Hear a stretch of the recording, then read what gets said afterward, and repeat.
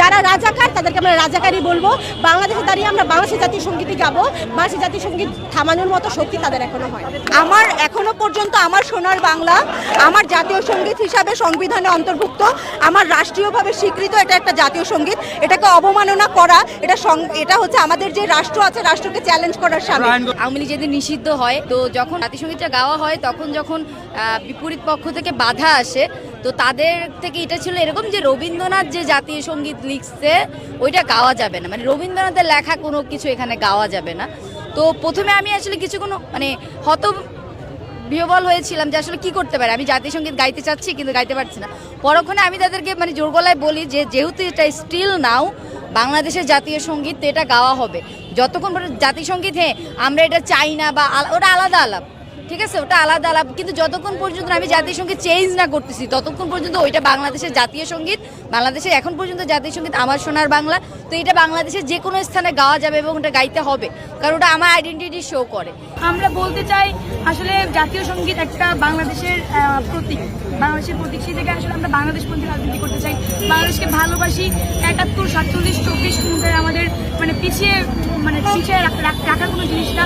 আমরা 24কে যেভাবে ধারণ করি, 71কে ধারণ করেছি বলেই কিন্তু আমরা 24-এ এসে জুলাই আগস্টে আমরা এই আন্দোলন করতে পেরেছি। তো সেই জায়গায় আমি বলতে চাই যে যারা আসলে 71 বিরোধিতা করেছে, যারা বাংলাদেশ থেকেই চায় নাই, তারা বাংলাদেশের এই মুহূর্তে এসে আসলে বাংলাদেশের জাতীয় সঙ্গীত অবমাননা করার কোনো অধিকারই রাখে না। আপনি যতই বলেন যে এটা হচ্ছে রবীন্দ্রনাথের সঙ্গীত, রবীন্দ্রনাথের গান, আমরা সেটাকে রবীন্দ্রনাথের গান হিসেবে নিচ্ছি না, আমরা এটাকে নিচ্ছি হচ্ছে জাতীয় সঙ্গীত হিসেবে। এটা আমরা জাতীয় সার্বভৌমত্ব হিসেবে, দেশের সার্বভৌমত্ব হিসেবে, মুক্তিযুদ্ধের চেতনার হিসেবে নিচে, বাংলাদেশপন্থী চেতনার হিসেবে। আমাদের এটা অনুভূতির জায়গা, আবেগের জায়গা।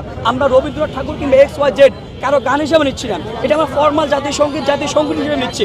এই জাতীয় সঙ্গীত সেই জাতীয় সঙ্গীত যে জাতীয় সঙ্গীতকে পুঁজি করে, চেতনা দিয়ে, যে মনোভাব নিয়ে, অনুভূতি নিয়ে হাজারো বাঙালি রাজপথে আপনার গুলির মুখে দাঁড়িয়েছিল, রাজপথে জীবন দিয়েছিল।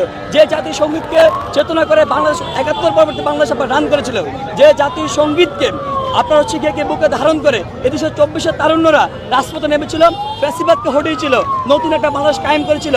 যে আগে যে বাংলাদেশ ছিল টুটি চেপে দেওয়ার রাজনীতি, এখানে হচ্ছে গিয়ে বাক রুদ্ধ করার যে রাজনীতি, সেটা আপনার হচ্ছে সেটাকে হটিয়ে বাংলাদেশে কোনো পাকিস্তানপন্থী রাজনীতিও চলবে না, বাংলাদেশে কোনো ভারতপন্থী রাজনীতিও চলবে না, বাংলাদেশে শুধুমাত্র বাংলাদেশপন্থী রাজনীতি চলবে।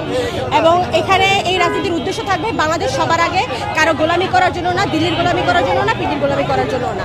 আমরা দেখেছি যে আওয়ামী লীগ নিষিদ্ধকরণের যে আন্দোলন, সেটিকে পুঁজি করে একটা উগ্রপন্থা রাজনীতির প্রতিষ্ঠা করার এখানে চেষ্টা করা হয়েছে। এখানে গোলাম আজমের মতো রাজাকারীর পক্ষ নিয়ে সেখানে হচ্ছে স্লোগান দেওয়া হয়েছে। আমরা ধারণা করছি যে তারা যারা বাংলাদেশের পাকিস্তানপন্থী রাজনীতিকে এস্টাবলিশ করতে চায়, তারাই আসলে বাংলাদেশের জাতীয় সঙ্গীতকে বাধা দিতে চায়। এই অবমাননা বাংলাদেশের স্বাধীন বাংলাদেশের মাটিতে 71-এ এত লাখ লাখ শহীদের যে বাংলাদেশ রক্তের বিনিময়ে যে বাংলাদেশ পেয়েছি, এই বাংলাদেশের মাটিতে এই ধরনের অবমাননা আমরা আগে কখনো মানি না আর মানবও না।